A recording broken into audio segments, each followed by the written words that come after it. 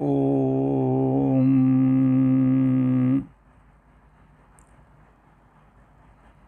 नारायणाय परिपूर्णगुणार्णवाय विश्वोदयस्थितिलयोन्नियतिप्रदाय ज्ञानप्रदाय विबुधासुरसौख्यदुःख सत्कारणाय वितताय नमो नमस्ते।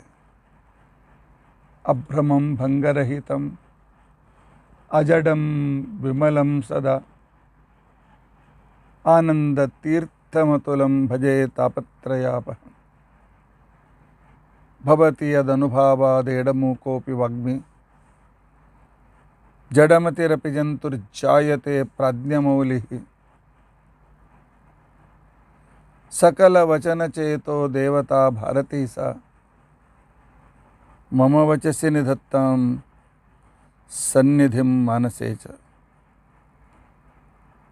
अस्मद्गुरुसमारम्भां टीकाकृत्पादमध्यगां श्रीमदाचार्यपर्यन्तां वन्दे गुरुपरम्परां।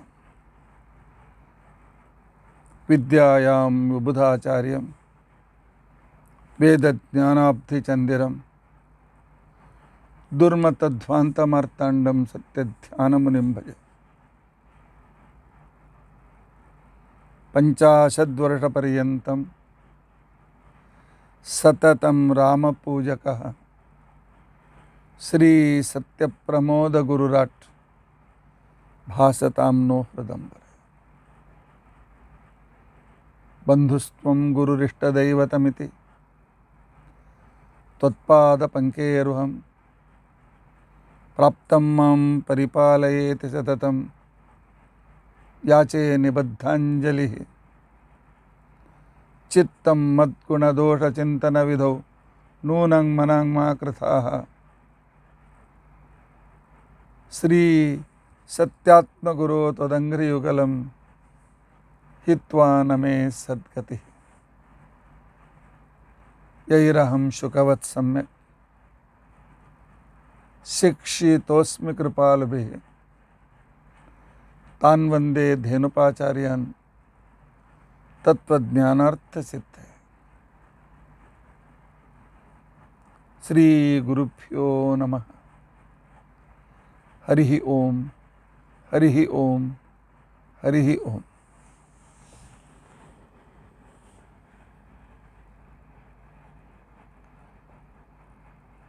स्वस्तिस्तु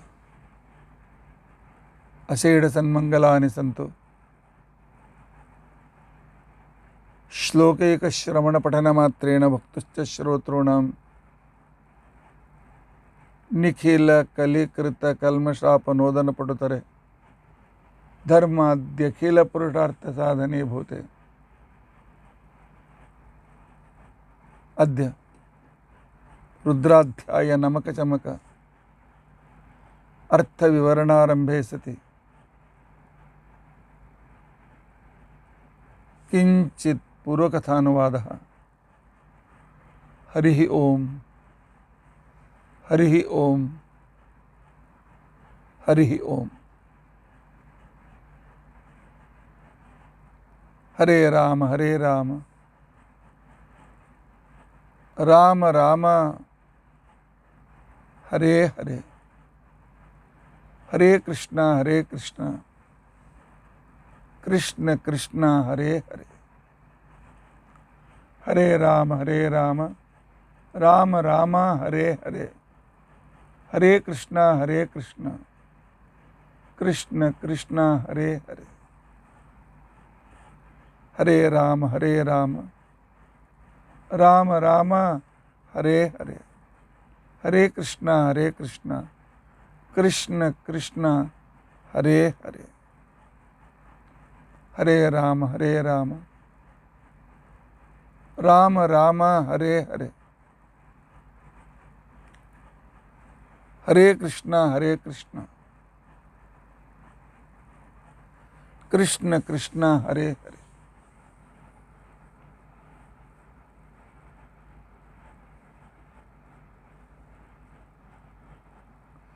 हरे राम ರಾಮ ರಾಮ ಹರೇ ಹರೇ, ಹರೇ ಕೃಷ್ಣ ಕೃಷ್ಣ ಕೃಷ್ಣ ಹರೇ ಹರೇ. ಶ್ರೀ ಗುರುಭ್ಯೋ ನಮಃ. ಹರಿ ಓಂ, ಹರಿ ಓಂ, ಹರಿ ಓಂ.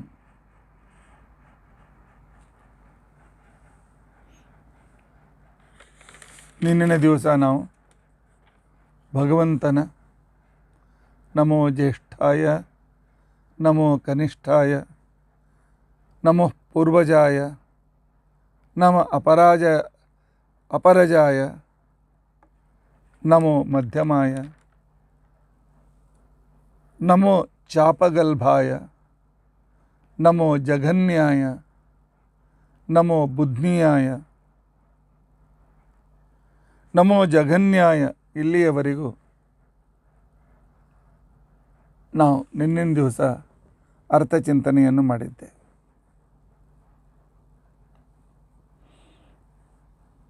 ಇವತ್ತು ಮುಂದಿನ ಹೆಸರುಗಳ ಬಗ್ಗೆ ಚಿಂತನೆಯನ್ನು ನಾವು ಮಾಡೋಣ. ಯಾರಿಗೆ ಅನುಕೂಲತೆ ಇದೆ, ಮಾರ್ಕೆಟ್ನಲ್ಲಿ ರುದ್ರ ನಮಕ ಚಮಕಗಳ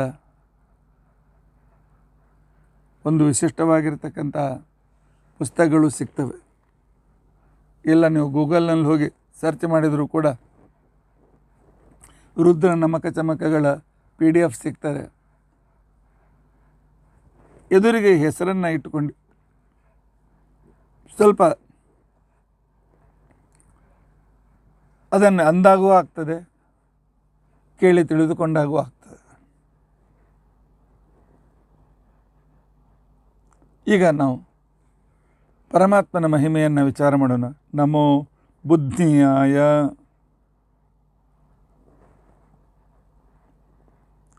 ಸಂಸ್ಕೃತದಲ್ಲಿ ಬುದ್ಧಿ, ಬುದ್ಧಿನಿ, ಬಂಧೆ, ಬ್ರಧೆ, ಬುದ್ಧಿಚೇತಿ ಕನಿನ್ ಪ್ರತ್ಯಯ ಅಂತಿಕೊಂಡಂತನ್ನುವ ಶಾಸ್ತ್ರದ ನಿಯಮ ಪ್ರಕಾರ ಬಂಧ ಬ್ರಧ ಬುದ್ಧಿಗೆ ನ ಪ್ರತ್ಯಯ ಬರೋದರಿಂದಾಗಿ ಬುದ್ಧಿ ಅಂತನ್ನುವ ರೂಪವಾಯಿತು. ಬುದ್ಧಿ ಶಬ್ದಕ್ಕೆ ಬಂಧ ಅಂತಿಕೊಂಡಂತನ್ನುವ ಅರ್ಥ ಇರುವುದರಿಂದಾಗಿ ನಮೋ ಬುದ್ಧಿಯಾಯ ಸಕಲ ಬಂಧಕಾಯ. ಭಗವಂತ ತನ್ನ ಜೀವಾಚ್ಛಾದಿಕ ಪರಮಾಚ್ಛಾದಿಕಗಳಿಂದ ನಮ್ಮನ್ನು ಸಂಸಾರದಲ್ಲಿ ಬಂಧಿಸಿ ಇಡ್ತಾನೆ. ಸಂಸಾರದಲ್ಲಿದ್ದು ನಿಮ್ಮ ಸಾಧನೆಯನ್ನು ಮಾಡಿಕೊಳ್ಳಿ.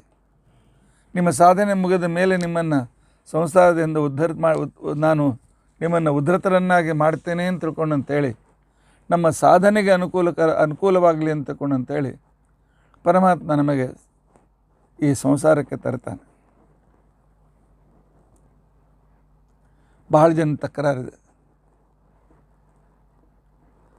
ಏನು ತಕರಾರು ಅಂತ ತಿಳ್ಕೊಂಡಂತಂದರೆ, ದೇವರು ನಮ್ಮ ಕರ್ಮದಿಂದ ನಾವು ಕಷ್ಟ ಇದೆ ಅಂತ ಗೊತ್ತಿತ್ತು, ಸೃಷ್ಟಿಗೆ ಯಾಕೆ ತರಬೇಕಾಗಿತ್ತು? ಸುಮ್ಮನೆ ಅವನ ಹೊಟ್ಟೆಯಲ್ಲಿ ಬಿತ್ಕೊಂಡಿದ್ದೀವಲ್ಲ ನಾವು. ಇಲ್ಲಿ ಸಂಸಾರ ಕರೆ ತಂದು ಈ ಸಂಸಾರದಲ್ಲಿ ನಮಗೆ ಮೋಹವನ್ನು ಹುಟ್ಟಿಸಿ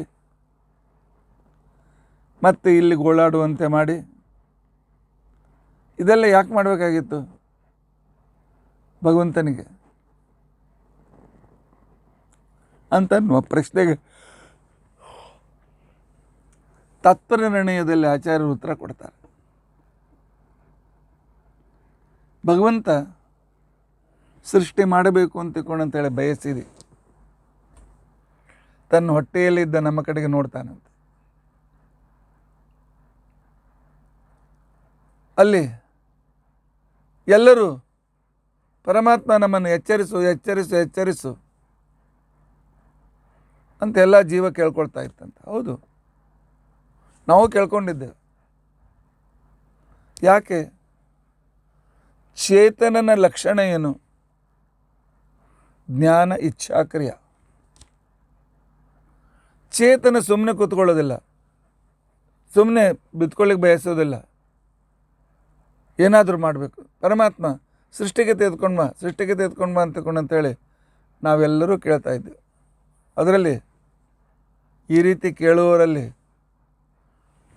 ಮೋಕ್ಷಕ್ಕೆ ಯೋಗ್ಯರಾಗಿರ್ತಕ್ಕಂಥವರು ಇದ್ದರು, ನಿತ್ಯ ಸಂಸಾರಿಗಳು ಇದ್ದರು, ಕಲಿ ಮೊದಲಾಗಿರ್ತಕ್ಕಂಥ ಅಸುರರು ಇದ್ದರು, ಎಲ್ಲರೂ ಇದ್ದರು. ನೋಡಿ ಆ ಕಾಲಕ್ಕೆ ಪಾಪ ಇವರು ಬಯಸ್ತಾ ಇದ್ದಾರೆ ಅಂತೇಳಿ ನಮ್ಮ ಬೇಡಿಕೆಗೆ ಅನುಸಾರವಾಗಿ ಸಂಸಾರಕ್ಕೆ ಕರೆದುಕೊಂಡು ಬಂದಿದ್ದಾನೆ. ಬರೀ ಕರೆದುಕೊಂಡು ಬರಲಿಲ್ಲ, ಬರೀ ಹುಟ್ಟಿಸಿ ಬಿಟ್ಬಿಡಲಿಲ್ಲ. ಏನು ಬೇಕಾದಾಗ ಹೋಗೋದು ತಿಳ್ಕೊಂಡಂತೇಳಿ ಎಲ್ಲ ಅನುಕೂಲ ಮಾಡಿಕೊಟ್ಟ. ಒಳ್ಳೆಯ ಶರೀರ ಕೊಟ್ಟ, ಅವಯವ ಕೊಟ್ಟ, ಇಂದ್ರಿಯಗಳನ್ನು ಕೊಟ್ಟ, ಇಂದ್ರಿಯ ಸಾಮರ್ಥ್ಯವನ್ನು ಕೊಟ್ಟ, ಆಹಾರ ಕೊಟ್ಟ, ವಿಹಾರಕ್ಕೆ ಜಾಗ ಮಾಡಿಕೊಟ್ಟ, ಎಲ್ಲ ಕೊಟ್ಟ. ಇನ್ನು ನೀವು ನಿಮ್ಮ ಸಾಧನೆ ನೀವು ಮಾಡಿಕೊಳ್ಳಿ ಅಂತ ತಿಳ್ಕೊಂಡಂತೆ.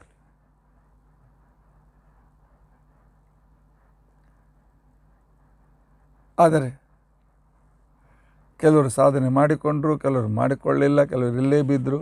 ಹೀಗೆ ನಡೆದೋಯ್ತು.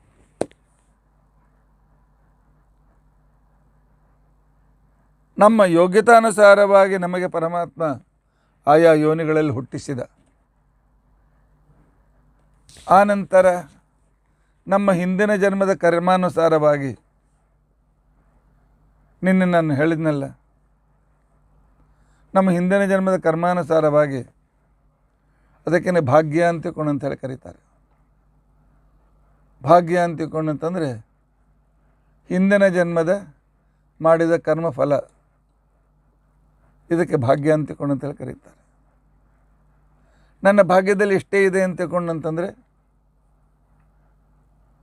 ಹಿಂದಿನ ಜನ್ಮದ ಕರ್ಮಾನುಸಾರವಾಗಿ ನಾನೇನು ಸುಖ ದುಃಖ ಅನುಭವಿಸ್ಬೇಕು ಇಷ್ಟೇ ಇದೆ. ಇದನ್ನು ಅಂತಕ್ಕಂಥವರು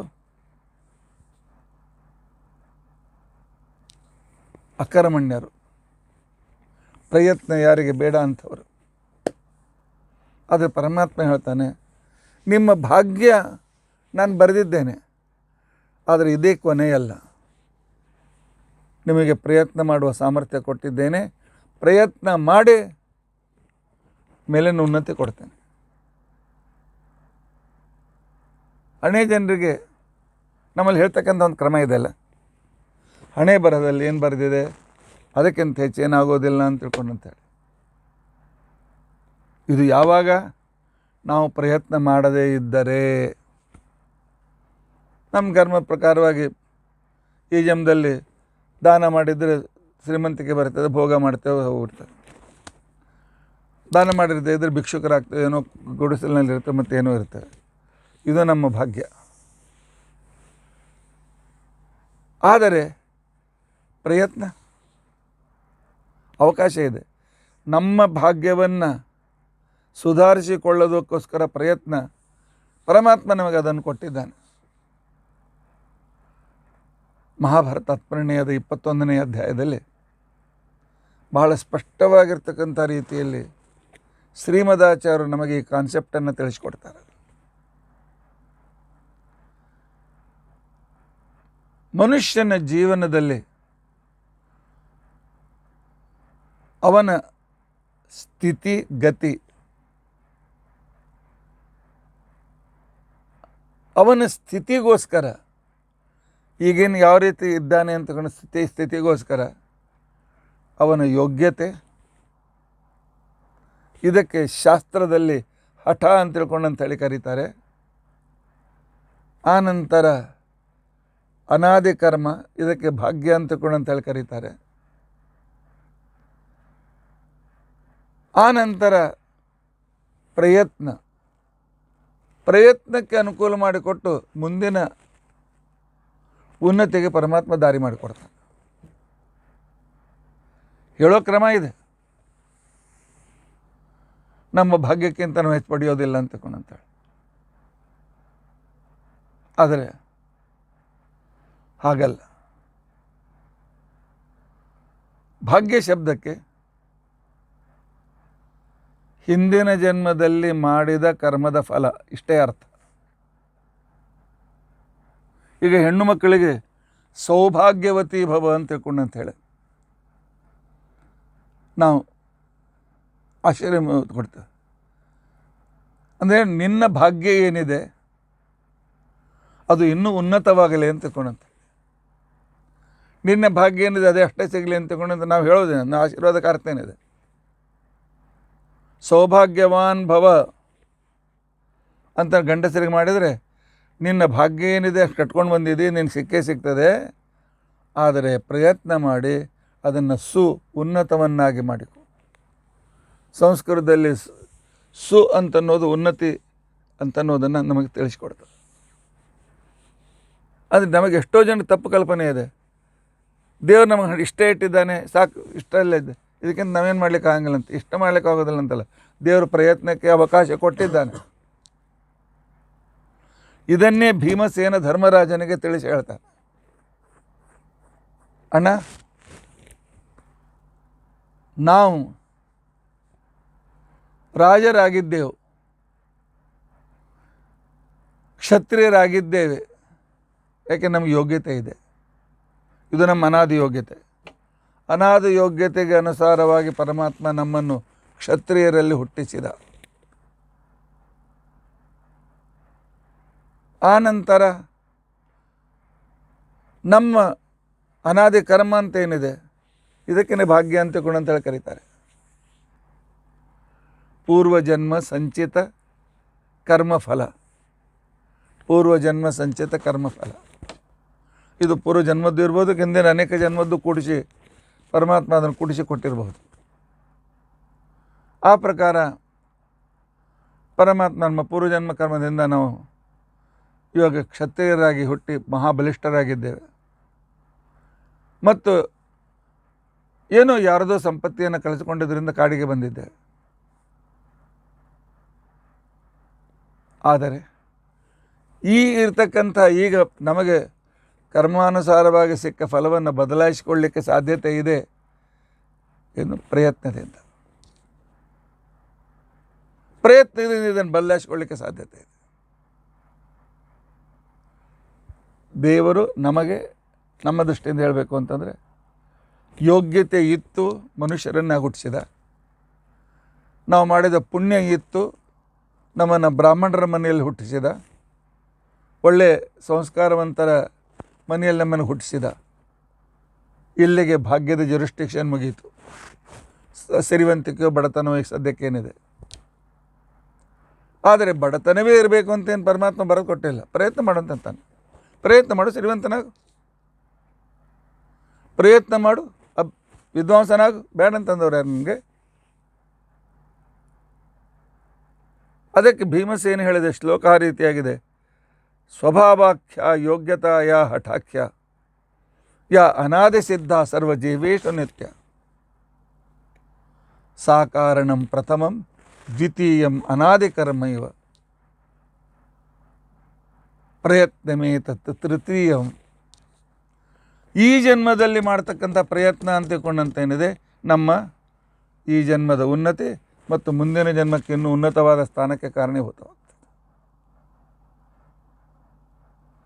ಆದ್ದರಿಂದ ಪ್ರತಿಯೊಬ್ಬ ವ್ಯಕ್ತಿ ಪ್ರಯತ್ನಶೀಲನಾಗಬೇಕು. ಪ್ರಯತ್ನಶೀಲನಾಗಬೇಕಾದ್ರೆ ದೇವರು ಶಕ್ತಿ ಕೊಡಬೇಕು. ಅದಕ್ಕೆ ದೇವರು ಬೇಡ್ಕೋಬೇಕು. ಪರಮಾತ್ಮ ನನಗೆ ಸುಧಾ ಓದುವಂತೆ ಮಾಡು. ಪರಮಾತ್ಮ ನಾನು ಹರಿಕಥಾಮೃತ ಪೂರ್ತಿ ಬಾಯ್ಪಾಠ ಮಾಡುವಂತೆ ಮಾಡು. ಪರಮಾತ್ಮ ನಾನು ಒಳ್ಳೆಯ ಸಾಧಕನಾಗಬೇಕು ಅಂತಕೊಂಡಂತ ಪ್ರಯತ್ನ ಮಾಡಿರಿ. ಪರಮಾತ್ಮ ನಾನು ಅನೇಕ ಆಚಾರ್ಯರ ಟೀಕಾಕೃತ್ಪಾದರಿಗಂತ ಓದಬೇಕು ಅಂತಕೊಂಡಂತ ಬಯಸಿ ನಾವು ಹೇಗೆ ಬಯಸ್ತೇವೆ, ಪರಮಾತ್ಮ ರೀತಿಯಾಗಿ ನಮ್ಮ ಕಡೆಯಿಂದ ಪ್ರಯತ್ನ ಮಾಡಿಸ್ತಾನೆ.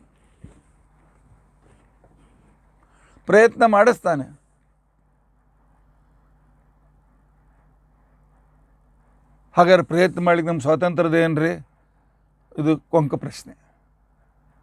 ಅರೆ, ನಿಮ್ಮನ್ನು ಚೇತರನ್ನಾಗಿ ಮಾಡಿದ್ದಾನೆ, ಇದೇ ನಿಮಗೆ ಪ್ರಯತ್ನಕ್ಕೆ ಅವಕಾಶ ಕೊಟ್ಟಿದ್ದಾನೆ ಅಂತ ಅರ್ಥ. ಸ್ವಾತಂತ್ರ್ಯ ಪಿತಂತ್ರ ಪ್ರಶ್ನೆ ಇಲ್ಲ. ಸ್ವಾತಂತ್ರ್ಯ ಪರಮಾತ್ಮ ಒಬ್ಬನೇ. ನಾವು ಯಾರೂ ಸ್ವತಂತ್ರ ಅಲ್ಲ. ಆದರೆ ನಾವು ಪ್ರಯತ್ನೋನ್ಮುಖರಾದಾಗ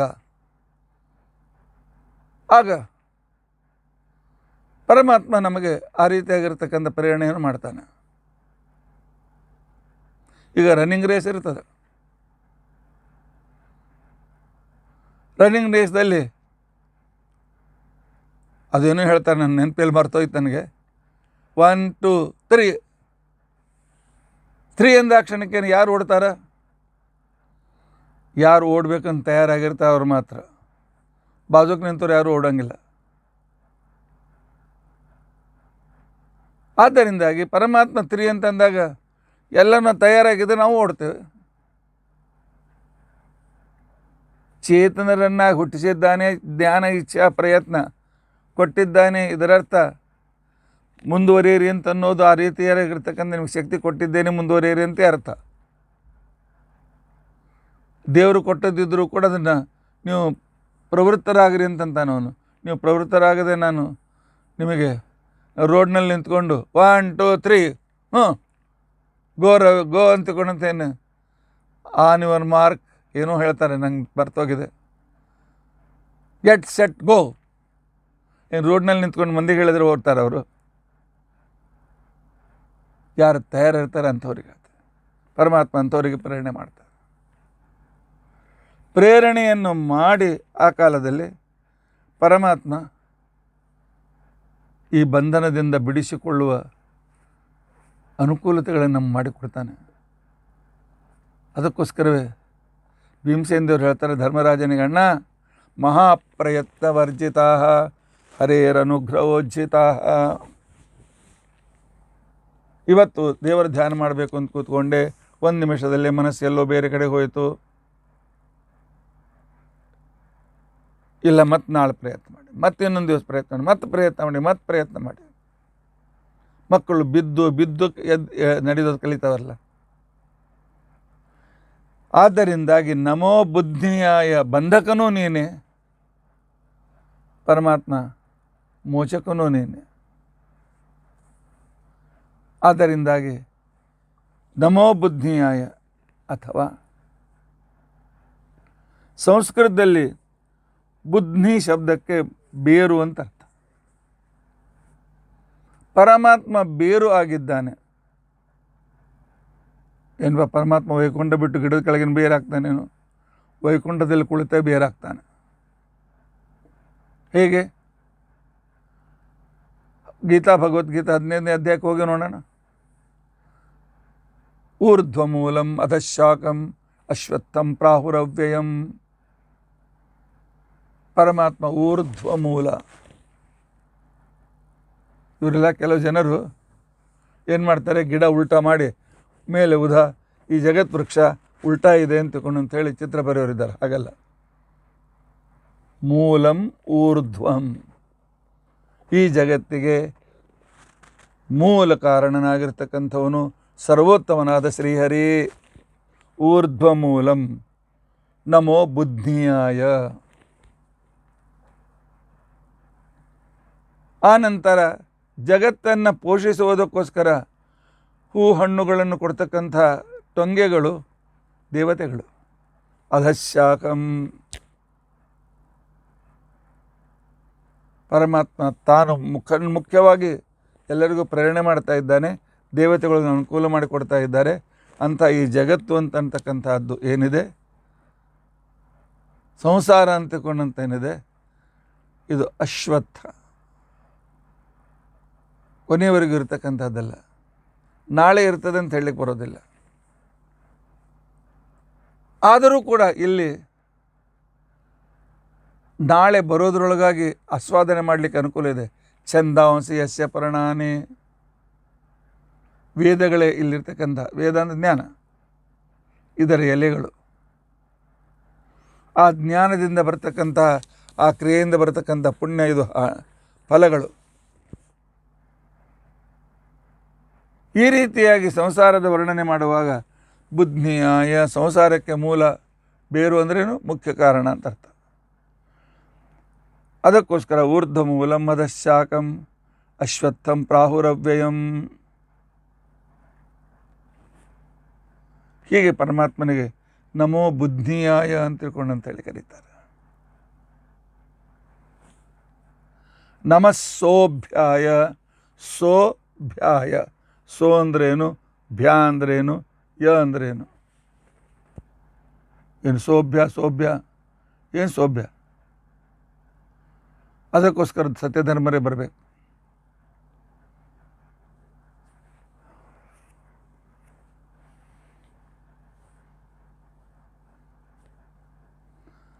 ಸೋಭ್ಯದಲ್ಲಿ ಸ ಬಿಡ್ಬಿಡಿ. ಸ ಉಭಿ ಸೋಭಿ ಅಂತ ಆಗ್ತದೆ. ಸೋ ಉಭಿ ಅಂತ ಪದಚ್ಛೇದ ಮಾಡಿದರು. ಉಭಿ ಉಭಿ ಅಂತಿಕೊಂಡಂತಂದ್ರೆ ಏನು? ಊನಾಂ, ಊ ಅಂದರೆ ಶ್ರೇಷ್ಠರು ಅಂತ ಅರ್ಥ.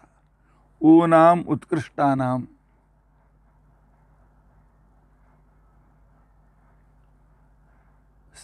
ಬಲಿಷ್ಠರಾಗಿರ್ತಕ್ಕಂತಹ ರಾಕ್ಷಸರಿಗೆ ಭೀಹಿ ಭಯ, ಯಸ್ಮಾತ್ ಯಾರಿಂದ, ಅವರು ಉಭೀಹಿ, ಉಭೀಹಿ ಅಂತಲೂ ಶಬ್ದ ತಯಾರಾಯಿತು. ಉಭೀಹಿ ಅಂತಿಕೊಂಡಂತಂದರೆ ಕಪಿಗಳ ಸೈನ್ಯ. ಕಪಿಗಳ ಸೈನ್ಯ ನೋಡಿ ರಾಕ್ಷಸರು ಅಂಜೋಗ್ಬಿಟ್ರು. ಯಾಕೆ? ಒಬ್ಬ ಕಪಿ ಬಂದಿದ್ದ ಹಿಂದಕ್ಕೆ, ಸಂಪೂರ್ಣ ಲಂಕೆ ಸುಟ್ಟೋದ. ಈಗ ಕೋಟ್ಯಾವಧಿ ಕಪಿಗಳು ಬಂದಿದ್ದಾರೆ, ನಮ್ಮ ಗತಿ ಏನು ಅಂತಿಕೊಂಡಂಥೇಳಿ ರಾಕ್ಷಸರಿಗೆ, ಮಹಾಬಲಿಷ್ಠರಾದ ರಾಕ್ಷಸರಿಗೂ ಭಯವನ್ನು ಹುಟ್ಟಿಸುವವರು ಯಾರು? ಉಭೀಹಿ. ಊನಾಂ ಭೀಹಿ ಉಭೀಹಿ, ಕಪಿಗಳ ಸಮುದಾಯ. ಆ ಕಪಿಗಳ ಸಮುದಾಯಕ್ಕೆ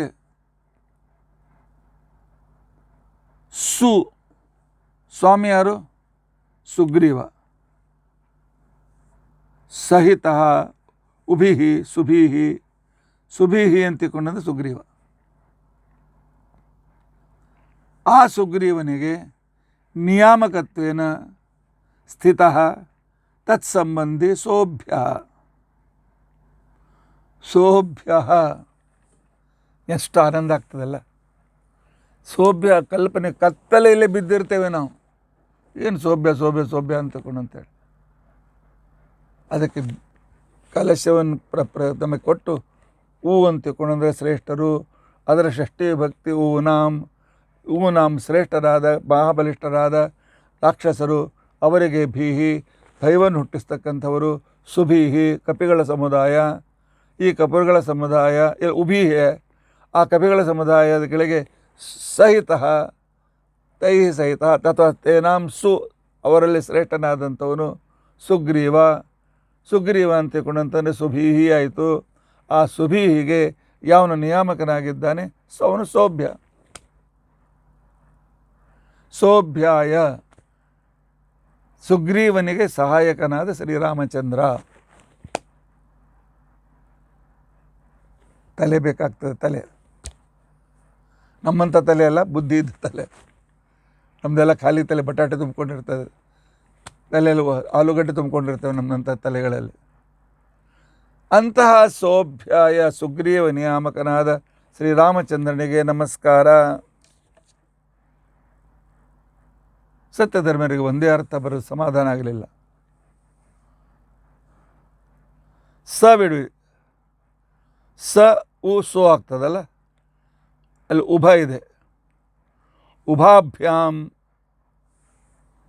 ಉಭೌ ಅಂತನ್ನೋತಕ್ಕಂಥದ್ದು ನಿತ್ಯ ದ್ವಿವಚನ ಶಬ್ದ.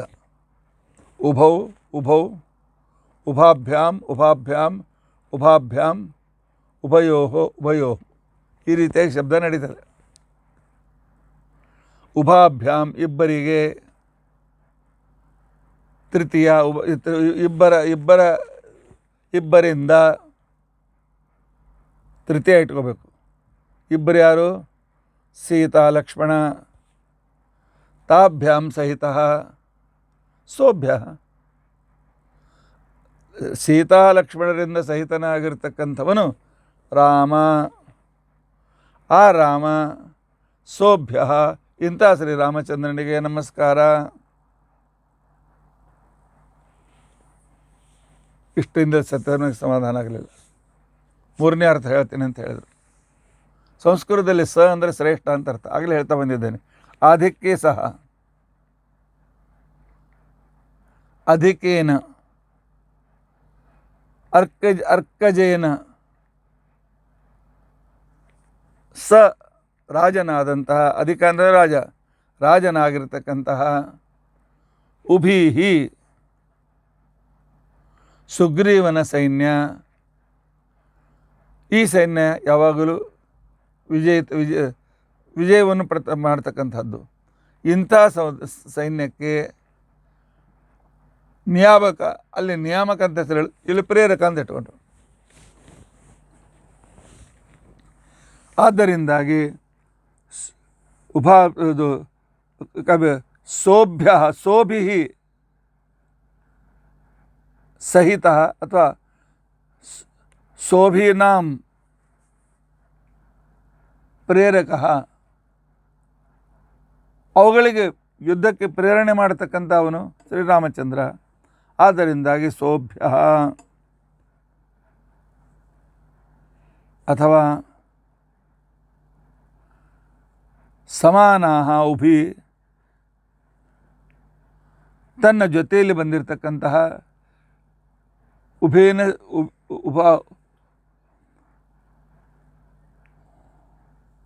ಉಭೀನಾಂ ಸಹ ಸೋಭ್ಯ. ಪರಮಾತ್ಮ ಕಪಿಗಳ ಸೈನ್ಯ ಜೊತೆಗೆ ತಾನೂ ಲಂಕೆಗೆ ಬಂದ. ಲಂಕೆಗೆ ಬಂದು ಆ ಸಂಪೂರ್ಣವಾಗಿರ್ತಕ್ಕಂತಹ ಕಪಿಸೈನ್ಯದಿಂದ ಯುಕ್ತನಾಗಿರ್ತಕ್ಕಂಥವನು ಶ್ರೀರಾಮಚಂದ್ರ. 4ನೇ ಅರ್ಥ ಹೇಳಿದರು. ಅಥವಾ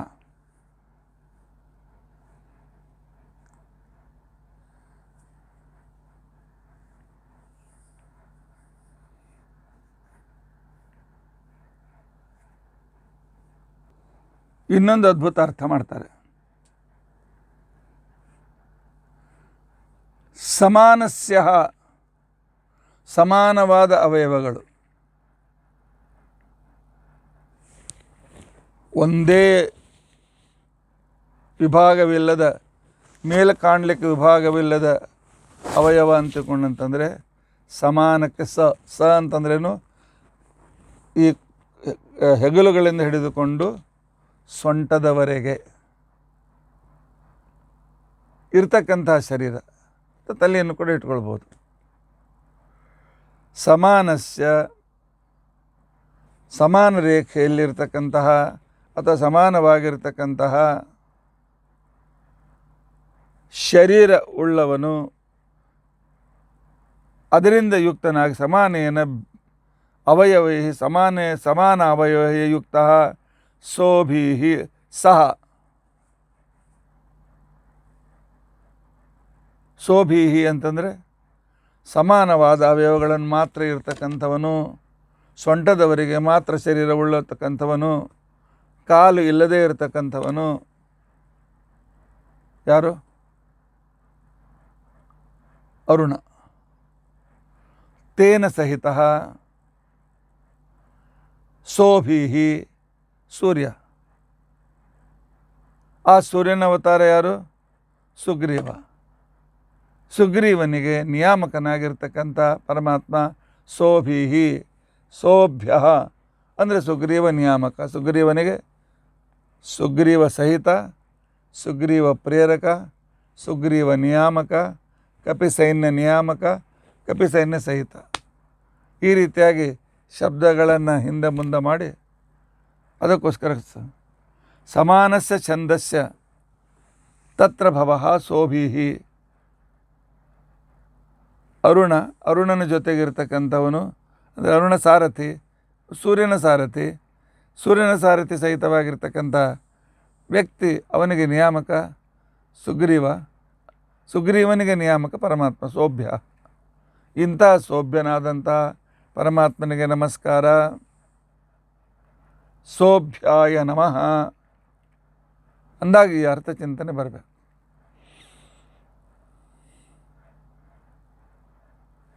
ಎಷ್ಟು ವಿಧದಿಂದ ಸಂಸ್ಕೃತದಲ್ಲಿ ಅರ್ಥ ಮಾಡಲಿಕ್ಕೆ ಬರ್ತದೆ.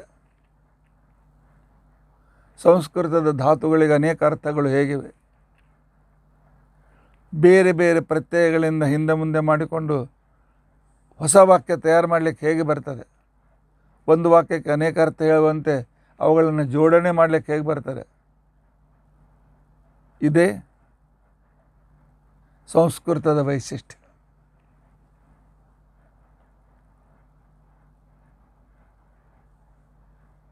ಸಂಸ್ಕೃತದ ವೈಶಿಷ್ಟ್ಯ ಹೇಗೆ ಅಂತಕೊಂಡಂತಂದರೆ,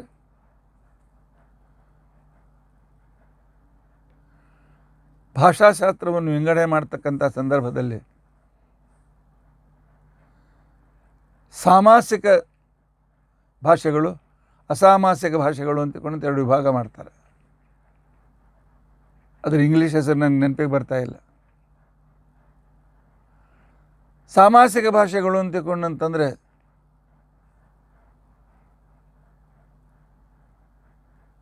ಸಮಾನ ಕ್ರಮದಲ್ಲಿ ಇರತಕ್ಕಂಥ ಭಾಷೆಗಳು.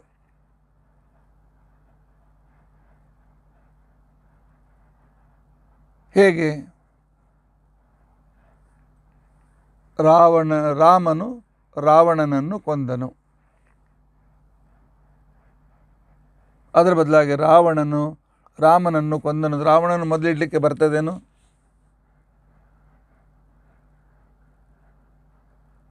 ರಾವಣನನ್ನು ರಾಮನು ಕೊಂದನು ಅಂತ ಹೇಳಲಿಕ್ಕೆ ಬರ್ತದೆ. ಆದರೆ ರಾವಣನು ರಾಮನನ್ನು ಅಂತ ಹೇಳಲಿಕ್ಕೆ ಬರ್ತದೇನು? ಬರೋದು. ಈ ಕ್ರಮದಲ್ಲಿ ಇರಬೇಕು. ಪದಗಳು ಹಿಂದೆ ಮುಂದೆ ಅರ್ಥ ಚೇಂಜ್ ಆಗ್ತದೆ. ರಾಮ ಕಿಲ್ಡ್ ರಾವಣ, ಅದರ ಬದಲಾಗಿ ರಾವಣ ಕಿಲ್ಡ್ ರಾಮ ಅನ್ಲಿಕ್ಕೆ ಬರ್ತದೇನು? ಬರೋದಿಲ್ಲ. ಸಂಸ್ಕೃತದಲ್ಲಿ ಹಾಗೆ ಪ್ರಯೋಗ ಮಾಡಲಿಕ್ಕೆ ಬರ್ತದೆ.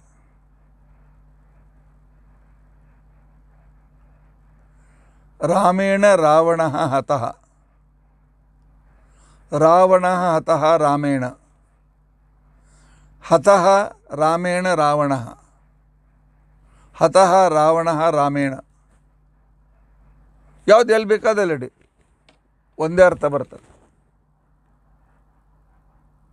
ರಾವಣನು ರಾಮನಿಂದ ಕೊಲ್ಲಲ್ಪಟ್ಟನು, ರಾಮನಿಂದ ಕೊಲ್ಲಲ್ಪಟ್ಟನು ರಾವಣನು, ರಾವಣನು ಕೊಲ್ಲಲ್ಪಟ್ಟ ರಾಮನಿಂದ ಕೊಲ್ಲಲ್ಪಟ್ಟನು ರಾವಣನು. ರಾಮ ರಾವಣ ಕೊಲ್ಲಲ್ಪಡು, ಹಿಂದೆ ಮುಂದೆ ಎಲ್ಲಿ ಬೇಕಾದಲ್ಲಿ ಸೇರಿಸಿ ಸಂಸ್ಕೃತದಲ್ಲಿ ಈ ರೀತಿ ಮಾಡಲಿಕ್ಕೆ ಬರ್ತದೆ. ಆದರೆ ಉಳಿದ ಭಾಷೆಗಳಲ್ಲಿ ಮಾಡಲಿಕ್ಕೆ ಬರೋದು. ಇದೇ ಸಂಸ್ಕೃತದ ಒಂದು ವೈಶಿಷ್ಟ್ಯ. ಅದಕ್ಕೋಸ್ಕರ ಈ ರೀತಿಯಾಗಿ ಒಂದು ಸೌಭ್ಯಾಯ, ಇದಕ್ಕೆ 5 ಅರ್ಥಗಳನ್ನು, ಸ ಸಮಾನಾರ್ಥಕ, ಸ ಉತ್ತಮಾರ್ಥಕ, ಸ ಜೊತೆಯಲ್ಲಿರುವಿಕೆ ಅರ್ಥ, ಒಂದು ಸಕ್ಕೆ ಇಷ್ಟು ಅರ್ಥವನ್ನು ತೆಗೆದುಕೊಂಡು ವಿವಿಧ ಕ್ರಮದಲ್ಲಿ ಅದನ್ನು ಅರ್ಥ ಮಾಡಿ ನಮಗೆ ತೋರಿಸಿಕೊಟ್ಟಿರ್ತಕ್ಕಂಥವರು ಸತ್ಯಧರ್ಮ ತೀರ್ಥರು. ನಮಃ ಪ್ರತಿಸರ್ಯಾಯ ಚ.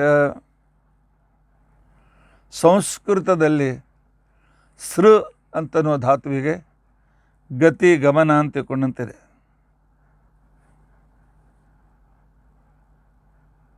ಗಮನ ಅಂತ ತಿಳ್ಕೊಂಡಂತಿದೆ. ಸೃಗತೌ. ಪರಮಾತ್ಮ ಸ್ಥಿರತೆಯ ಸರ್ತುಂ ಗಂತುಂ ಯೋಗ್ಯ ಪ್ರತಿಸರ್ಯ. ಪರಮಾತ್ಮನನ್ನು ಆತ್ಯಂತಿಕವಾಗಿ ಹೊಂದಲು ಸಾಧ್ಯತೆ ಇದೆ. ಪರಮಾತ್ಮನನ್ನು ಆತ್ಯಂತಿಕವಾಗಿ ಹೊಂದಲಿಕ್ಕೆ ಸಾಧ್ಯವಿದೆ. ಸ್ಥಿರತೆಯ ಸರ್ತುಂ ಗಂತುಂ ಯೋಗ್ಯ ಪ್ರತಿಸರ್ಯ. ಸ್ಥಿರತೆಯ ಪ್ರತಿ ಭಗವಂತಂ ಪ್ರತಿ ಸರ್ಯ ಹೋಗಲಿಕ್ಕೆ ಪರಮಾತ್ಮ ಅಂದರೆ ಶಾಶ್ವತವಾಗಿ ಮೋಕ್ಷದಲ್ಲಿ ಪರಮಾತ್ಮನ ಜೊತೆಗೆ ಇರಲಿಕ್ಕೆ ಸಾಧ್ಯತೆ ಇದೆ. ಆದ್ದರಿಂದ ಪರಮಾತ್ಮನಿಗೆ ಪ್ರತಿಸರ್ಯ ಅಂತ ತಿಳ್ಕೊಂಡು ಕರೀತಾರೆ. ರಾಮಚಂದ್ರನನ್ನು ಪೂರ್ಣ ರೂಪದಿಂದ ಹೊಂದಲಿಕ್ಕೆ ಸಾಧ್ಯತೆ ಇದೆ. ಅಂದರೆ ಪರಮಾತ್ಮನ ಜೊತೆಯಲ್ಲಿ ಸ್ಥಿರವಾಗಿರಲಿಕ್ಕೆ ಸಾಧ್ಯತೆ ಇದೆ. ಸುಗ್ರೀವ ರಾಮನಿಗೆ ಶರಣು ಬಂದ, ರಾಮ ಕೈ ಬಿಡಲಿಲ್ಲ. ವಿಭೀಷಣ ರಾಮನಿಗೆ ಶರಣು ಬಂದ, ರಾಮ ಪರಮಾತ್ಮ ಕೈ ಬಿಡಲಿಲ್ಲ. ಆದ್ದರಿಂದಾಗಿ ಅಥವಾ ಸಂಸ್ಕೃತದಲ್ಲಿ ಯಾವ್ಯಾವುದು ಗಯೇ ಗತ್ಯರ್ಥ ತೇತೆ ಧ್ಯಾನಾರ್ಥ ಅಂತಿರೋದರಿಂದಾಗಿ ಸ್ಥಿರತೆಯ ಪ್ರತಿಸರ್ತುಂ ಜ್ಞಾತುಂ ಯೋಗ್ಯ ಪ್ರತಿಸರ್ಯ. ಪರಮಾತ್ಮನನ್ನು ನಮ್ಮ ಯೋಗ್ಯತಾನುಸಾರವಾಗಿ ಪೂರ್ಣ ತಿಳಿದುಕೊಳ್ಳಲಿಕ್ಕೆ ಸಾಧ್ಯತೆ ಇದೆ. ಆದ್ದರಿಂದ ಭಗವಂತನಿಗೆ ಪ್ರತಿಸರ್ಯ ಅಂತ ತಿಳ್ಕೊಂಡಂತೇಳಿ.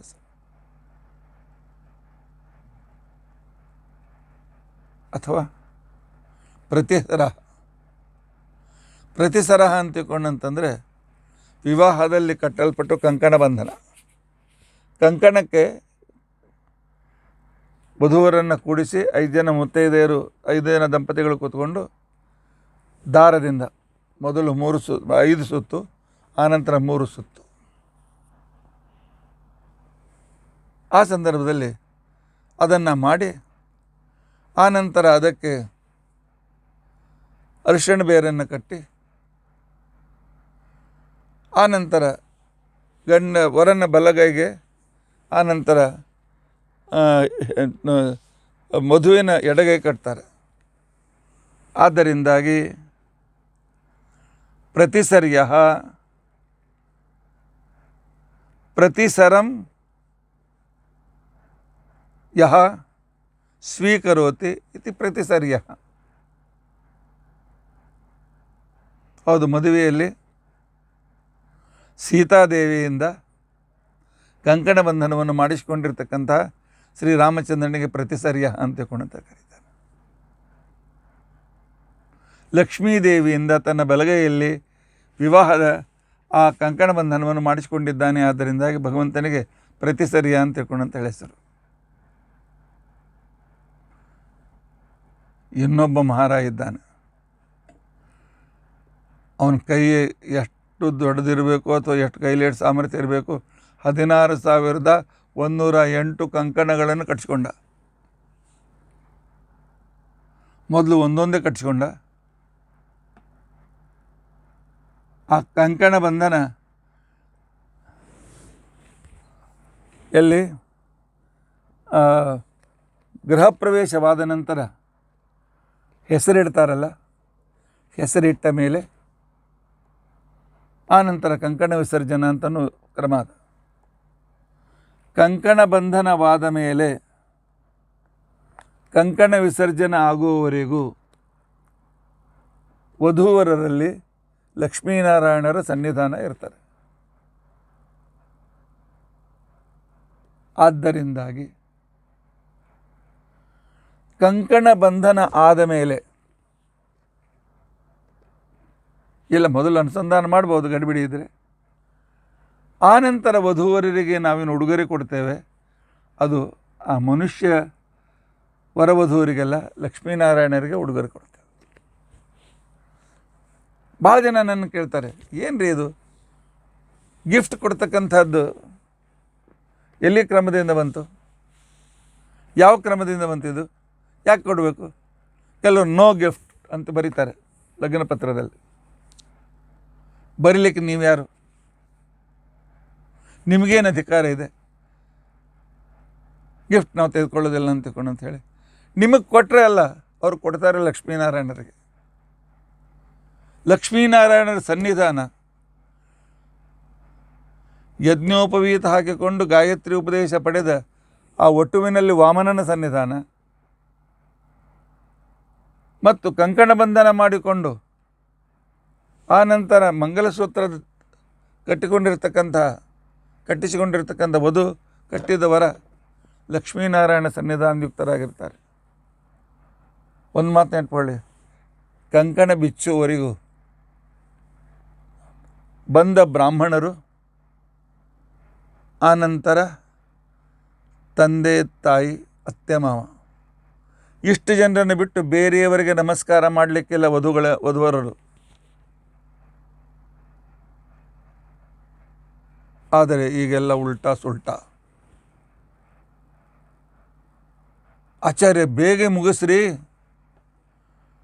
ಭಾಳ ಮಂದಿ ಕಾಯ್ಲಿಕ್ಕತ್ತಾರ, ಡ್ರೆಸ್ ಹಾಕೊಂಡು ಹೋಗಿ ಕೊಡಬೇಕು, ಮಂದೆಲ್ಲ ಸಾಲಾಗಿ ಅವ್ರಿಗೆ ಉಡುಗೊರೆ ಕೊಡಬೇಕಾಗ್ಯದ.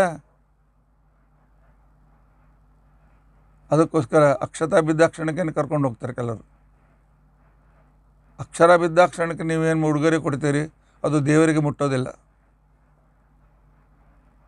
ಯಾಕೆ ಬಂದಿರತಕ್ಕಂಥವ್ರಿಗೆ ಅಕ್ಷತಾ ಹಾಕಿ ಊಟ ಮಾಡಿ ಹೋಗೋ ಗಡಿಬಿಡಿ ಇರ್ತದೆ.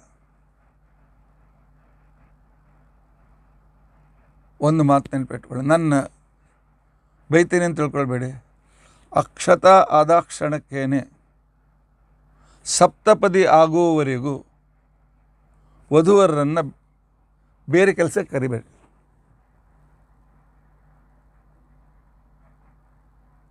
ಯಾಕೆ ಅಂತಂದರೆ ಒಂದು ಮುಹೂರ್ತ ಅಂತ ತಿಳ್ಕೊಂಡಂತಂದರೆ 48 ನಿಮಿಷ. ನಮಗೆ ಮುಹೂರ್ತ ಅಕ್ಷತಾಕ್ಕೂ ಬೇಕು, ಮಾಂಗಲ್ಯ ಬಂಧನಕ್ಕೂ ಬೇಕು. ಅಕ್ಷತೆ ಆಗ್ತದೆ, ಆನಂತರ ಆಚಾರ್ಯ ಸ್ವಲ್ಪ ಕೂತ್ಕೊಡ್ರಿ ಅಂತಂತಾರೆ, ವಧುವರು ಡ್ರೆಸ್ ಹಾಕ್ಕೊಂಡು ಹೋಗಿ ಕೂಡ್ತಾರೆ, ಸೋಫಾದ ಮೇಲೆ ಮಂದೆಲ್ಲ ಇದು ಮಾಡ್ತಾರೆ, 2 ತಾಸು ಆಗಿರ್ತದೆ, ಎಲ್ಲ ಮುಹೂರ್ತ ಹೊರಟೋಗಿರ್ತದೆ.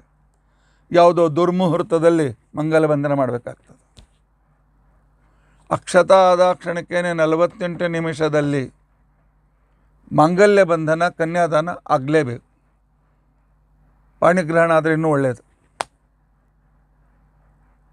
ಆದರೆ ಇವತ್ತಿಂದು ಸಂಸ್ಕಾರಕ್ಕೆ ಯಾರೂ ಬೇಕಾಗಿಲ್ಲ.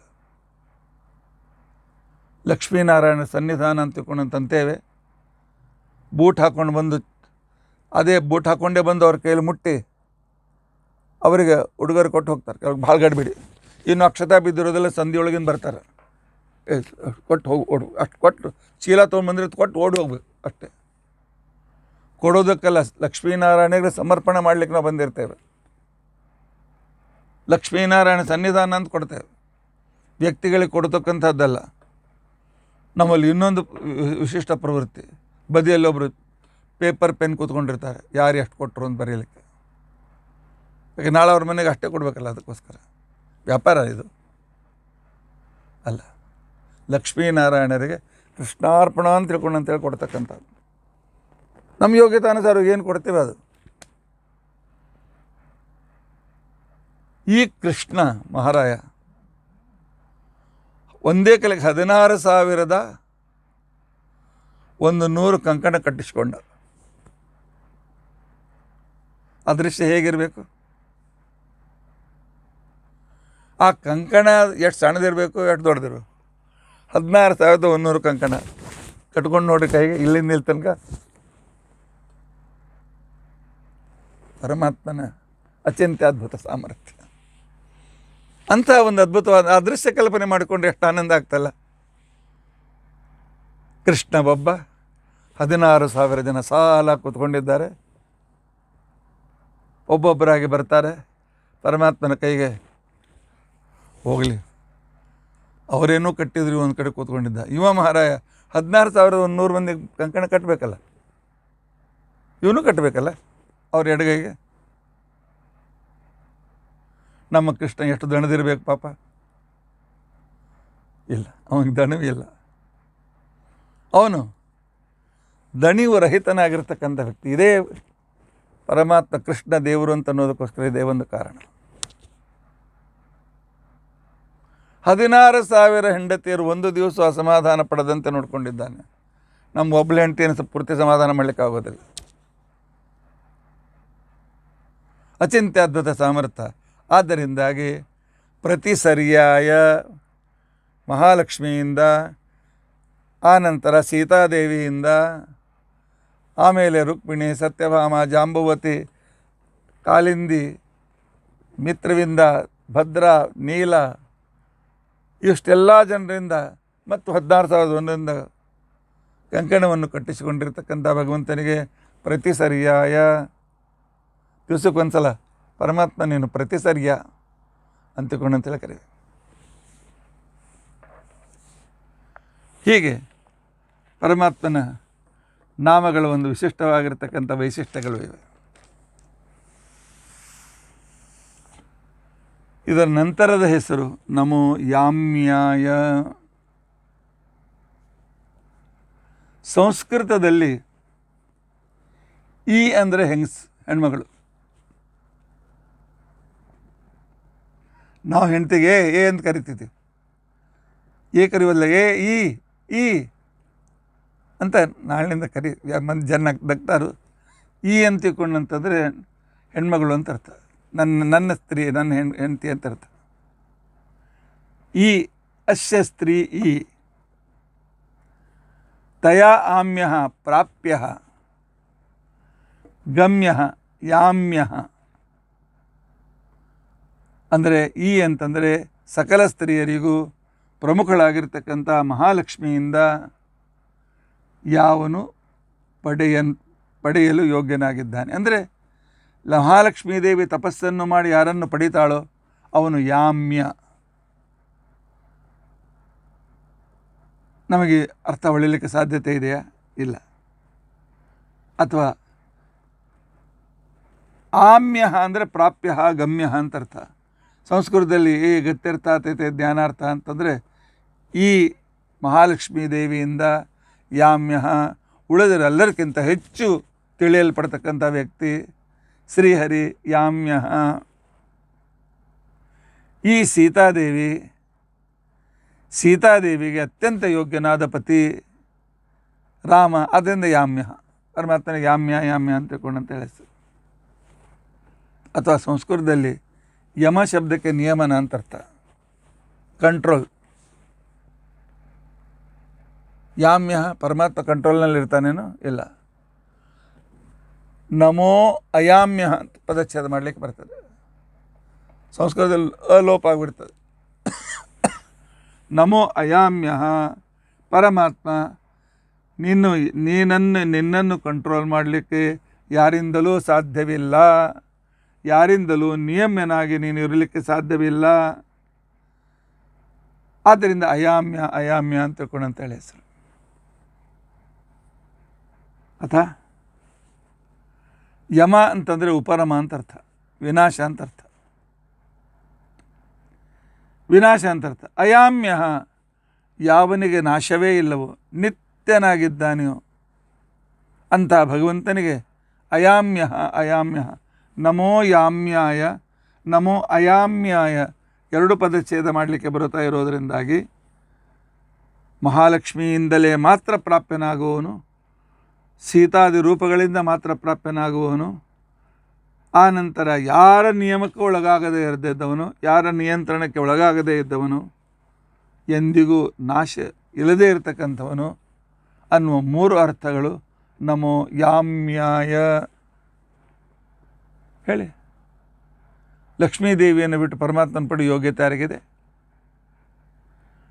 ಆ ನಂತರ ಸ್ವತಂತ್ರನಾಗಿ ಯಾರಿಂದಲೂ ನಿಯಮಿಸಲ್ಪಡದೇ ಇರತಕ್ಕಂಥವನು, ಸ್ವತಂತ್ರತ್ವ ಯಾರಲ್ಲಿ ಇದೆ? ಆ ನಂತರ ನಾಶರಹಿತನಾಗಿರ್ತಕ್ಕಂಥವನು, ನಾಶರಹಿತನಾಗಿರ್ತಕ್ಕಂಥ ಪರಮಾತ್ಮ ಒಬ್ಬನೇ ಅಲ್ಲಿ. ಮತ್ತು ಲಕ್ಷ್ಮಿನೂ ಇರ್ತಾಳಲ್ಲ? ಇಲ್ಲ. ನಾಶ 4 ವಿಧವಾದ ನಾಶಗಳು ಸಂಸ್ಕೃತದಲ್ಲಿ, ಶಾಸ್ತ್ರದಲ್ಲಿ 4 ಥರದ ನಾಶಗಳು ಯಾವುದು?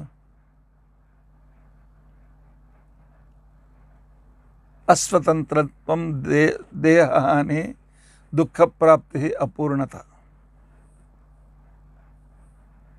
ನಾಶಶ್ಚತುರ್ವಿಧ ಪ್ರೋಕ್ತ.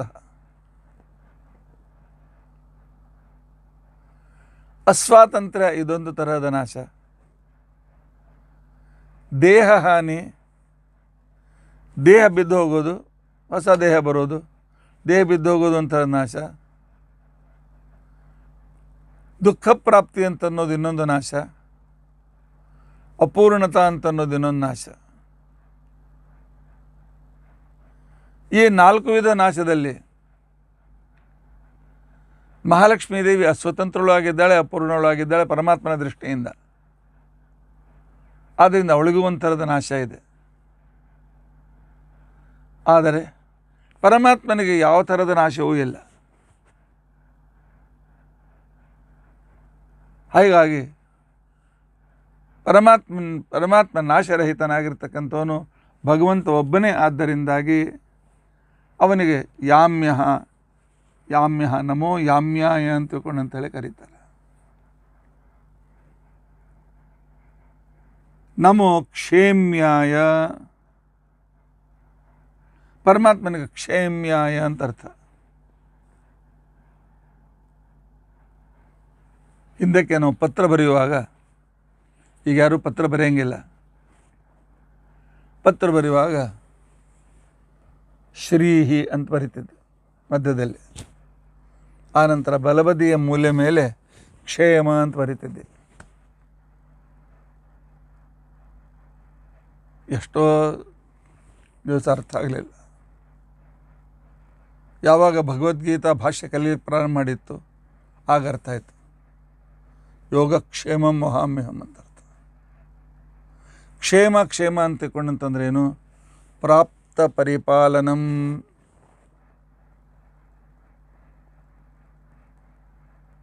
ಕ್ಷೇಮ ಇಲ್ಲ, ಕ್ಷೇಮ ಅಂತ ತಿಳ್ಕೊಂಡಂತಂದರೆ ಯೋಗ ಅಂತಂದರೆ ಪ್ರಾಪ್ತ ಪರಿಪಾಲನಂ, ಅಪ್ರಾಪ್ತಸ್ಯ ಪ್ರಾಪ್ತಿ ಕ್ಷೇಮ. ಅದಕ್ಕೆ ಕ್ಷೇಮ ಅಂತ ತಿಳ್ಕೊಂಡು ಅಂತ ಹೇಳಿ ಕರೀತಾರೆ. ಮೊದಲೇದ್ದು ಸಿಕ್ಕದ್ದನ್ನು ಉಳಿಸ್ಕೊಳ್ಬೇಕು ಮತ್ತು ಅದನ್ನು ಬೆಳೆಸಬೇಕು. ನಮಗೆ ಸಿಕ್ಕಿದೆ ಬ್ರಾಹ್ಮಣ್ಯ, ಉಳಿಸ್ಕೊಳ್ಬೇಕು. ಬ್ರಾಹ್ಮಣ್ಯ ಉಳಿಸ್ಕೊಳ್ಬೇಕು ಅಂತಂದರೆ ಬೇಗನೆ ಸ್ನಾನ ಮಾಡಿ ಸಂಧ್ಯಾ ವಂದನೆ, ದೇವರ ಪೂಜೆ, ಗಾಯತ್ರಿ ಮಾತ್ರ ಮಾಡಿದಿಷ್ಟು ಮಾಡಿದರೆ ಬ್ರಾಹ್ಮಣ್ಯ ಉಳಿತಾರೆ. ವೇದಾಧ್ಯಯನ ಹೋಗಲಿ, ಬ್ರಹ್ಮಯಜ್ಞದಿಂದ ಸ್ವಲ್ಪ ವೇದಾಧ್ಯಯನ ಬರ್ತದೆ, ಅದು ಕೂಡ ಪರವಾಗಿಲ್ಲ. ಇದು ಉಳಿಸಿಕೊಳ್ಳೋದು. ಇನ್ನು ಶಾಸ್ತ್ರಾಧ್ಯಯನ ಮಾಡಿ ಬ್ರಾಹ್ಮಣ್ಯ ಬೆಳೆಸಿಕೊಳ್ಳೋದು. ಆದ್ದರಿಂದಾಗಿ ನಾವು ಪ್ರಾಪ್ತಸ್ಯ ಪರಿಪಾಲನಂ ಯೋಗ, ಪ್ರಾಪ್ತಸ್ಯ ಅಪ್ರಾಪ್ತಸ್ಯ ಪ್ರಾಪ್ತಿ ಕ್ಷೇಮ. ಸಿಕ್ಕದ್ದನ್ನು ಉಳಿಸ್ಕೊಳ್ಬೇಕು, ಸಿಗದೇ ಇದ್ದದನ್ನು ಪಡೆಯಬೇಕು, ಯೋಗಕ್ಷೇಮ. ಪರಮಾತ್ಮ ನಮ್ಮ ಯೋಗಕ್ಷೇಮವನ್ನು ವಹಿಸ್ತಾನೆ. ಅನನ್ಯಾಶ್ಚಿಂತಯಂತೋ ಮಾಂ ಯೇ ಜನಾ ಪರ್ಯುಪಾಸತೆ. ಅಂತಹವರಿಗೆ ಯೋಗಕ್ಷೇಮಂ ವಹಾಮ್ಯಹಂ ಅಂತಕೊಂಡು ಪರಮಾತ್ಮ ಹೇಳ್ತಾನೆ. ಯೋಗಕ್ಷೇಮ ವಹಾಮ್ಯಹಂ ಅಂತೇಳಿದ್ರು ನಿಮ್ಮ ಹಿಂದಿನ ಜನ್ಮದಿಂದ ಯೋಗ್ಯತೆಯ ಅನುಸಾರವಾಗಿ ನಿಮಗೇನು ಒಂದು ಈಗ ಸ್ಥಿತಿ ಇದೆ ಆ ಸ್ಥಿತಿ ಉಳಿಯುವಂತೆ ಮಾಡ್ತೇನೆ. ನೀವು ಪತಿತರಾಗುವಂತೆ ನಾನು ಮಾಡೋದಿಲ್ಲ, ನೀವು ಕೆಳಗೆ ಬೀಳುವಂತೆ ನಾನು ಮಾಡೋದಿಲ್ಲ, ನಿಮ್ಮನ್ನು ಸಂರಕ್ಷಣೆ ಮಾಡ್ತೇನೆ. ಅಷ್ಟೇ ಅಲ್ಲ, ನಿಮಗೆ ಉನ್ನತಿಯನ್ನು ತಂದು ಕೊಡ್ತೇನೆ. ಯೋಗಕ್ಷೇಮ ಅಂತ ತಿಳ್ಕೊಂಡಂತಂದರೆ ಇದೇ ಯೋಗಕ್ಷೇಮ. ಇಂಥ ಯೋಗಕ್ಷೇಮ ನಮಕ್ಷೇಮ್ಯಾಯ, ಇಂತಹ ಪರಮಾತ್ಮ ನಮಗೆ ಉನ್ನತಿಯನ್ನು ತಂದುಕೊಟ್ಟು ಮೋಕ್ಷವನ್ನು ತಂದುಕೊಡ್ತಾನೆ. ಆದ್ದರಿಂದಾಗಿ ಪರಮಾತ್ಮನಿಗೆ ಕ್ಷೇಮ್ಯ ಅಂತ ತಿಳ್ಕೊಂಡಂತ ಹೇಳಿ ಹೆಸರು. ಅಥವಾ ಕ್ಷೇಮ್ಯ ಅಂತ ತಿಳ್ಕೊಂಡಂತಂದರೆ ಅಪ್ರಾಪ್ತಸ್ಯ ಪ್ರಾಪ್ತಿ, ಸಿಗದೇ ಇದ್ದದನ್ನು ಪಡೆಯುವಿಕೆ, ಅದು ಯಾವುದು? ಮೋಕ್ಷ. ಆದ್ದರಿಂದ ಕ್ಷೇಮ್ಯಾಯ, ನಿತ್ಯದಲ್ಲಿ ಇರುವ ಕ್ಷೇಮ ಶಬ್ದಕ್ಕೆ ಕುಶಲ ಅಂತೂ ಹೆಸರಿದೆ. ಕೆಲವರು ಕ್ಷೇಮ ಅಂತ ಬರೀತಿದ್ರು, ಕೆಲವರು ಕುಶಲ. ಇತ ಕುಶಲೋಪರಿ, ನಾವೆಲ್ಲರೂ ಸುಖವಾಗಿದ್ದೇವೆ ಅಂತ ಬರಿತಾಯಿದ್ರು ಮೊದಲೇ ವಾಕ್ಯದಲ್ಲಿ. ಅಂದರೆ ಏನರ್ಥ? ನಾನು ಬ್ರಾಹ್ಮಣ್ಯ ಉಳಿಸ್ಕೊಂಡಿದ್ದೇನೆ, ಮೋಕ್ಷಕ್ಕೋಸ್ಕರ ಪ್ರಯತ್ನ ಮಾಡ್ತಾ ಇದ್ದೇನೆ. ಒಂದು ಪತ್ರದಲ್ಲಿ ಎಷ್ಟು ಅರ್ಥ ಆಯಿತು ನೋಡಿಕೊಳ್ಳಿ. ಆದ್ದರಿಂದಾಗಿ ನಾವು ಸಣ್ಣವರು ವಿದ್ಯಾರ್ಥಿಗಳಿದ್ದಾಗ ನಮ್ಮ ಮನೆಗೆ ನಾವು ಪತ್ರ ಬರಿತಾ ಇದ್ದೇವೆ. ಆ ಪತ್ರ ನಾನು ಸಂಗ್ರಹ ಮಾಡಿಟ್ಕೊಂಡಿದ್ದೇನೆ. ಕೆಲವು ಪತ್ರ ಸಿಕ್ಕಿದ್ದನ್ನು ಶ್ರೀಹಿ ಕ್ಷೇಮ ಅಂತ ಬರೆದೋದಿದೆ,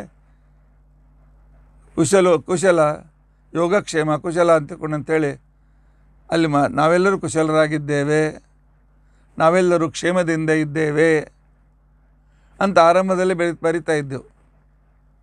ಅಂದೇನರ್ಥ? ದೇವರು ಕೊಟ್ಟಿರ್ತಕ್ಕಂತಹ ಬ್ರಾಹ್ಮಣ್ಯವನ್ನು ಉಳಿಸಿಕೊಂಡಿದ್ದೇವೆ, ಅಥವಾ ಅಪ್ಪ ಅಮ್ಮ ಇಟ್ಟು ಹೋಗಿರ್ತಕ್ಕಂತಹ ಆಸ್ತಿಯನ್ನು ಉಳಿಸಿಕೊಂಡಿದ್ದೇವೆ, ಖರ್ಚು ಮಾಡಿ ಹಾಳು ಮಾಡಿಲ್ಲ. ಅಥವಾ ಕ್ಷೇಮ, ಏನು ನಮ್ಮ ಗುರುಗಳು ವಿದ್ಯೆ ಕಲಿಸಿಕೊಟ್ಟಿದ್ದಾರೆ, ದಿನಾಲೂ ಅದನ್ನು ಚಿಂತನೆ ಮಾಡಿ ಉಳಿಸ್ಕೊಂಡಿದ್ದೇನೆ. ಅದರ ಕುಶಲ, ಇನ್ನೂ ಹೆಚ್ಚಿಗೆ ಪಡೆಯಲಿಕ್ಕೆ ಪ್ರಯತ್ನ ಮಾಡ್ತಾ ಇದ್ದೇನೆ. ಇದು ಮುಖ್ಯ ಪತ್ರದ ಮೊದಲನೇ ಸಂದೇಶ. ಆ ನಂತರ ಇಂಥ ಊರಿಗೆ ಹೋಗಿದ್ದೆ, ಅಂಥವ್ರು ಭೇಟಿ ಆಯಿತು, ಇಂಥವ್ರು ಭೇಟಿ ಆಯಿತು, ಅವೆಲ್ಲ ಹಾಳು ಹೊರಟೆ ನಂತರ ಯೋಗಕ್ಷೇಮ ಆರಂಭದಲ್ಲಿ, ಪತ್ರದ ಆರಂಭದಲ್ಲಿ ಇರ್ತಾಯಿತ್ತು. ಈಗ ಪತ್ರವೂ ಇಲ್ಲ, ಮತ್ತೊಂದು ಇಲ್ಲ, ಮುಗಿದೊಂದು ಇಲ್ಲ, ಯೋಗಕ್ಷೇಮನೂ ಇಲ್ಲ. ಆದ್ದರಿಂದಾಗಿ ನಿತ್ಯಕ್ಷೇಮಾಯ, ಮೋಕ್ಷದಾತ, ಮೋಕ್ಷ ಪ್ರಾಪ್ಯ, ಆನಂತರ ಮೋಕ್ಷದಾಯಕ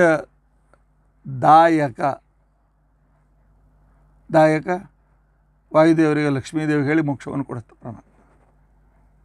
ಆದ್ದರಿಂದಾಗಿ ನಮ ಕ್ಷೇಮ್ಯಾಯ, ನಮೋ ಕ್ಷೇಮ್ಯಾಯ ಅಂತ ತಿಳ್ಕೊಂಡಂತ ಹೇಳಿ ಅಂದಿದ್ದಾರೆ. ನೋಡಿ ನಮ್ಮ ಹಿಂದಿನ ಒಂದೊಂದು ಶಬ್ದಗಳು ಹೇಗಿದ್ದು ಅಂತನ್ನೋದನ್ನು ನಾವು ಅರ್ಥ ಮಾಡಿಕೊಳ್ಳಿಕ್ಕೆ ಪ್ರಯತ್ನ ಮಾಡಬೇಕು. ಹೀಗಾಗಿ ಇವತ್ತಿನ ದಿವಸ ನಾವು ಸೌಮ್ಯಾಯ 1, ಪ್ರತಿಸರ್ಯಾಯ 2, ನಮೋ ಯಾಮ್ಯಾಯ 3, ನಮೋ ಕ್ಷೇಮ್ಯಾಯ 4ಕ್ಕೆ 1 ತಾಸು ಆಯಿತು.